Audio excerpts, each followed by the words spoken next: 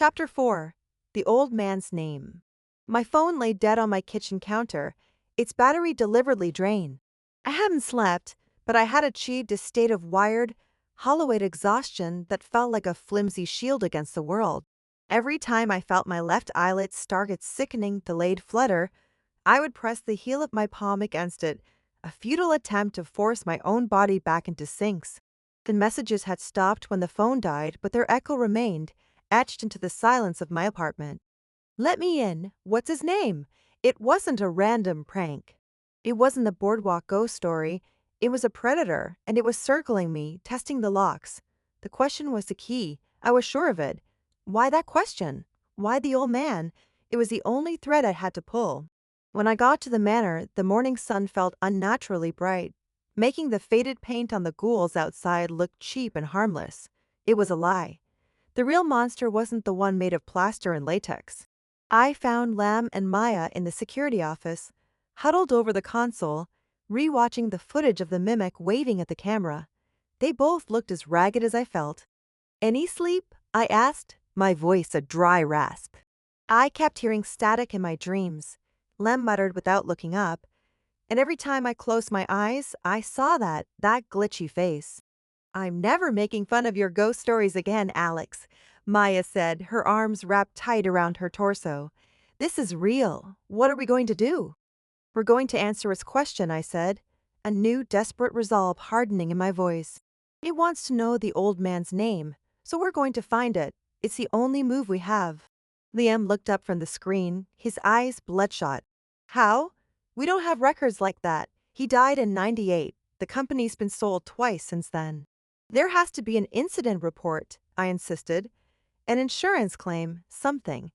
Where would they keep the old files? The paper ones?" He thought for a moment, chewing on his lip. "The archives in the sub-basement. Abernathy calls it the fire hazard room. It's where old props and paperwork go to die." Our manager, Mr. Abernathy, was a man whose entire personality was a long, weary sigh. Getting the key from him was an ordeal of passive-aggressive questions about overtime and union rules, but in the end, seeing the three of us standing there, pale, determined and clearly not interested in a paycheck, he relented, tossing a single rust-pitted key onto his desk. "Just don't get lost or bit by rats, and lock up when you're done." The sub-basement was not on the official tour. The air grew cold and damp as we descended the creaking wooden stairs, the festive sounds of the boardwalk fading above us until only the drip, drip, drip of a leaky pipe remained. Liam found a pull cord, and a single, long fluorescent tube flickered to life with an electrical buzz, casting a sterile, humming light over a catacomb of forgotten things. Towering metal shelves reached up into the darkness, crammed with dusty, unlabeled cardboard boxes.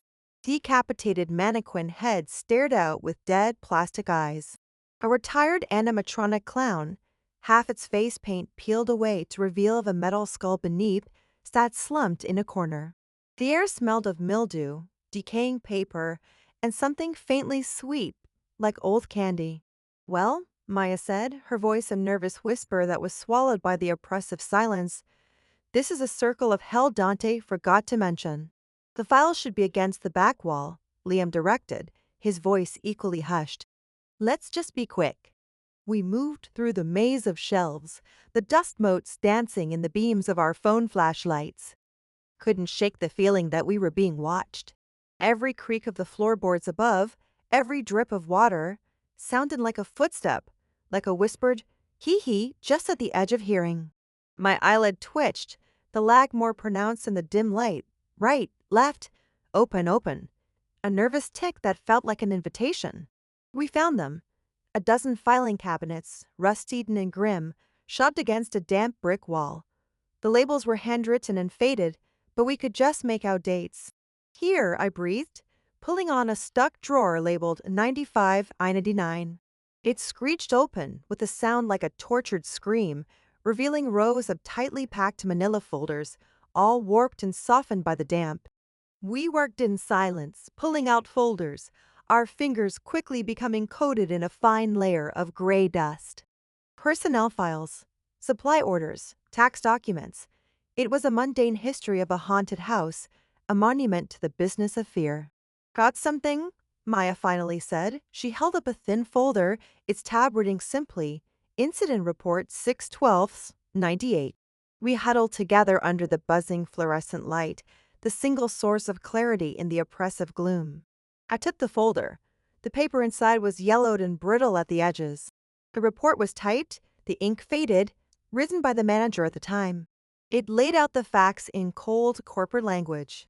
Date: June the 12th, 1998. Location: Hall of Mirrors Attraction. Incident: Guest collapsed on premises. Cause of death: acute myocardial infarction, cardiac arrest.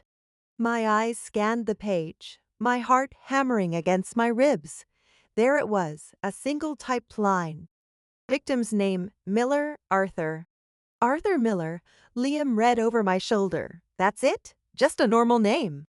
It felt anticlimactic. I don't know what I was expecting. Michael, maybe something cosmically significant. But it was just a name. Arthur Miller, a random man who had died in the tacky Hall of Mirrors 24 years ago. Why? Maya asked, voicing the question that hung in the air. Why would that thing care about his name? Maybe there's more, I said. My hope dwindling, I flipped to the second page. It was a witness statement, handwritten on a sheet of lined paper, the blue ink smeared in places. It was from the employee who found him, a 17-year-old kid named Kevin.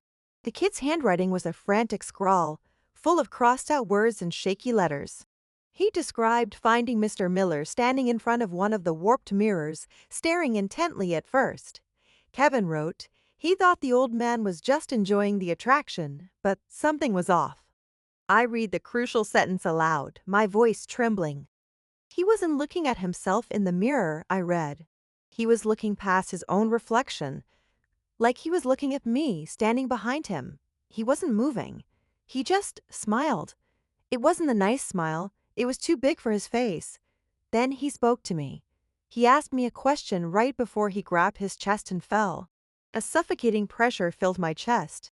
Gleam and Maya leaned in closer, their faces pale masks in the harsh light. I looked down at the last line of the teenage employee's terrified statement, a single sentence circled by the long-dead manager with a question mark in the margin. My blood turned to ice. It wasn't just a connection, it was an echo. I took a shaky breath and read the final words. He asked me, "Do you know my name?" The mimic, the creature in the sequined glove. It hadn't been asking me a question to get an answer.